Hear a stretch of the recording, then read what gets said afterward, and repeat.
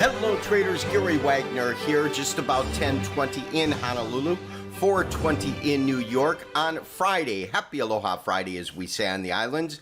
10th day of July, 2015, and this is the daily report for gold and silver, our weekend review, and our final edition in which we combine trending markets and the gold forecast together. Monday, they will go back to two separate shows.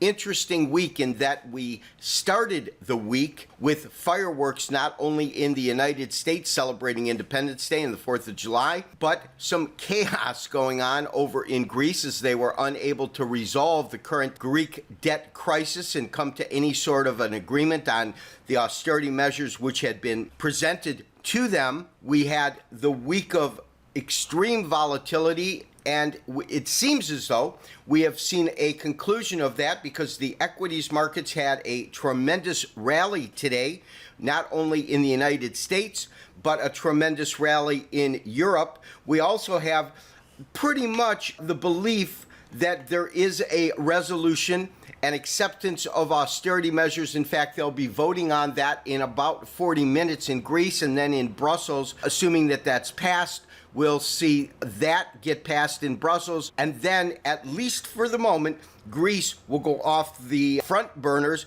kind of into the back burners to simmer as we move China really still on the front burners, but move the heat down. We'll talk about that as well as the precious metals all on today's daily report. So traders, I first want to look at gold. Gold closing up nominally on the day. In terms of where it closed up, about $3.40 at $62.60. That is our current COMEX gold. When we take a look at our spot market, it trades a little bit after the initial close of COMEX for the weekend. That currently up around $4 at $1163.48. It has had a low of $57.62, a high of $65.42. Now, when we actually look at gold in terms of the week itself, it's a slightly different story. And to really illustrate that, I've gone ahead and I pulled up a weekly chart. Now, this weekly chart hasn't seemed to update on the day. As I said, it's trading at around 63, not 57. But even with that in mind, when we consider that this market opened at the beginning of the week at 1172, and we're closing at about 63, we are still off on the week, although we are up on the day. Now, in terms of the precious metals, one of the most dynamic moves that we've seen over this last couple of weeks, not just this week, and we noted it a little bit last week, and that's been silver. Silver, which has been under one, extreme pressure in the market, but two, and really noteworthy, is that disconnect between the way gold and silver tend to move in tandem, meaning both closing up or both closing down lower on any given trading day. What we have seen is a really move away in which they're acting quite separately. Now, we had silver have a really strong move today, closing up about 18 cents on the day, which puts it over a 1% gain just today alone. When we look at first our daily charts, you can absolutely see that these last couple of days we've seen this market move from really a base at about 15 to where it's trading at now, which is 15.54 on the day. Also very interesting is looking at our weekly chart. Let me go ahead and blow this up so you can see what we're looking at. We certainly have, in terms of a candlestick identifiable pattern type and candle type, is a hammer.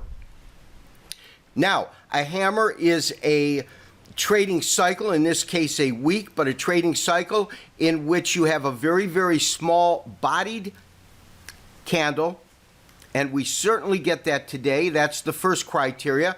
Second criteria is that when you look at the tail itself, the tail needs to be roughly 3 times the length of the body size, and we're certainly getting that this week. Here you've got almost a really it's about 4 times the size of the body length. And then the last criteria that you look at on identifying a hammer is it really needs to occur after a defined downtrend. No better example can be made than on this weekly chart, in which you see this market coming from roughly at about 1760, 1765 in that area, and tracking from there down below 15 to, I believe, 1485 on an intraday basis.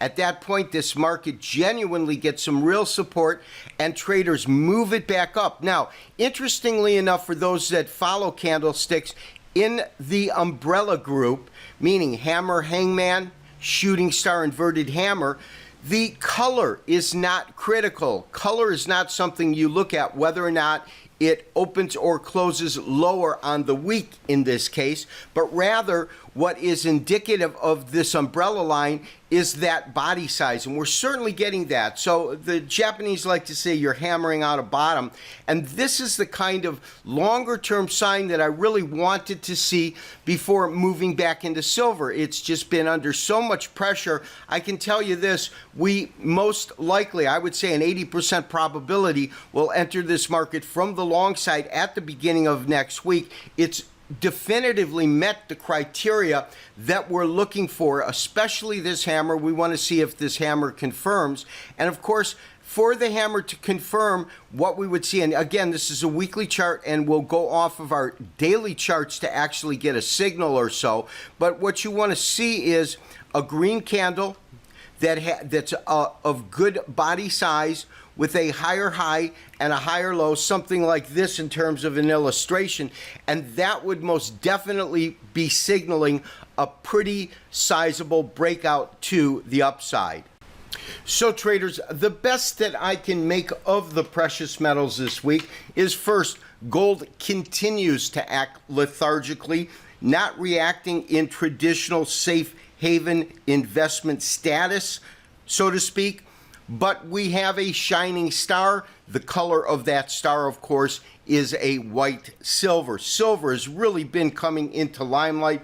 And as I said, that is a market we will probably enter on Monday. In terms of the other markets that we are following, we talked a little bit on Friday of last week about crude oil.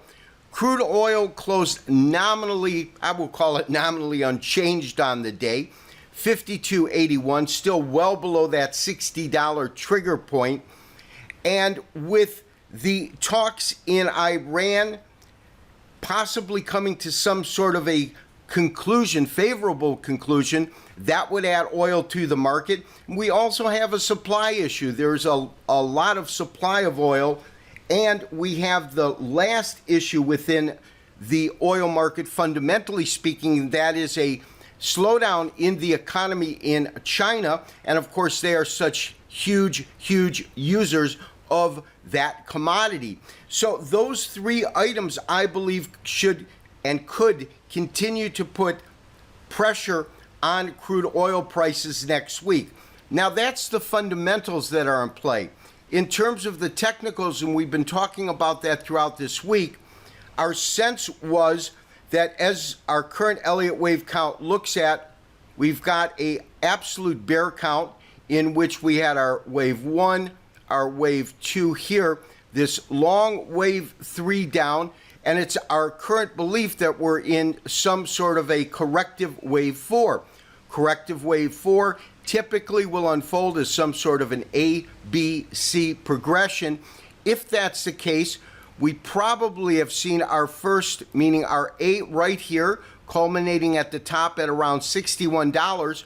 Our B wave is typically anywhere between 50 and 75% that of the move that you saw in A. So we're looking at a spot in which we would see some support coming in on the high end right in this area, meaning approximately the 50% comes in at 52.58, roughly where we're closing at. But we could see it genuinely go as low as 47.90, call it, and that would be contingent on it moving to this lower end right in here. If that's the case, we would see our A This being our B, taking us down to about as I said, a $48 price per barrel. And then from there, we would see our C. Our C would either be flatlined, which would come in at around 62, or a little bit higher. Our projection on this system says it could go $70 or higher. I'm not looking for the market to move anywhere near that because I think that the fundamentals at play are overriding the technicals. Fundamentals always rule the marketplace itself. Technicals are simply a way to distill, dissect, and understand that information as far as I'm concerned, but you have to take into consideration, most importantly, what moves this market, which is the fundamental factors at play. So I think you might see this market possibly move as high as 65, and all things being equal, from there, it would go back into some sort of a 5 count, meaning it would re-enter that bear market count in which we would see lower pricing. And the prices that we would get on that fifth wave would almost certainly have to take us to new lows or lows below this recent set at around $43 per barrel. Now, in terms of trending markets, we did have 2 active trades that we put on, not last week, but I believe 2 weeks ago. We'd have to look at the date. But we went long dollars, we went short euros. We saw this market move in our direction on a nice, consistent basis throughout the beginning of this week. As you can see, this rise right in here. Long dollars, we got in at roughly 95.60, so right in this area here. And on euro dollars, which we'll talk about in a second, we got short at 111.65. I did send out a special trade alert for trending market subscribers. This went out yesterday evening, our evening here in Hawaii, because there was a potential deal on the boards between Greece and the Eurozone, and I felt that there was a high probability there would be an acceptance, and I also believe that that would really firm up the euro. The dollar, it would weaken it a bit. Of course, the dollar is a composite of much more than just the euro, but nonetheless, we got out of both trades, getting out yesterday at roughly 96.56, substantially higher than our close today at 95.77. So we were able to pick up a point on the trade, not as much as I had hoped for, but a profit nonetheless. In the euro dollar, much of the same. Euro dollar just flying today up almost a full percentage point. When we sent out our notification to exit the trade yesterday, fast market conditions trading between 111.08 and 111.14. It was all over the board. Looks like we got out at a better point than had we waited, because 111.51 is in essence where we've closed, very, very close to our entry point of 111.65. So I believe that we acted prudently and we did pull profits on both trades. As I said, not as much profits as I had hoped for, but profits nonetheless. Lastly, I do want to take a look at the equities markets. Equities markets, especially in the S&P, extremely volatile throughout the week, but we had a strong close on the day, 2070, 2050 being that major support level in the marketplace itself, closing up, as I said, about 30 points to the upside. When we look at our NASDAQ, that also the E-mini closing up 1.68%, and really the big mover, of course, out of all of this has been the Dow Jones Industrial Average, also moving up about 1.2% higher on the day, 200 points to close at 17,760. This has been Gary Wagner wishing you, as always, good trading. Have a great weekend. We'll talk to you on Monday for another daily update and review. Bye-bye.